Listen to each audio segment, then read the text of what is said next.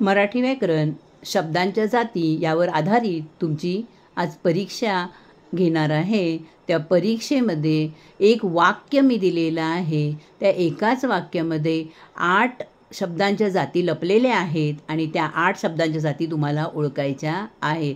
तर कोणतं वाक्य आहे? "वाहा, कृष्णाने किती गोड बासरी वाजवली आणि त्या मधुर आवाजाने राधा वेगाने धावत आली."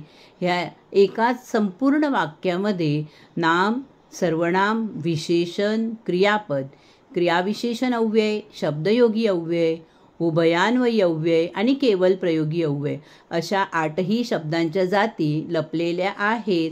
त्या 8ही जाती जर तुम्हाला ओळखता आल्या तर तुम्हाला शब्दांच्या जातींचा पूर्ण अभ्यास झालेला आहे हे तुम्हाला समजेल. तर पाहूया किती जण शब्दांच्या जाती ओळखता येते. ज्याला ओळखता येईल तो हुशार. धन्यवाद.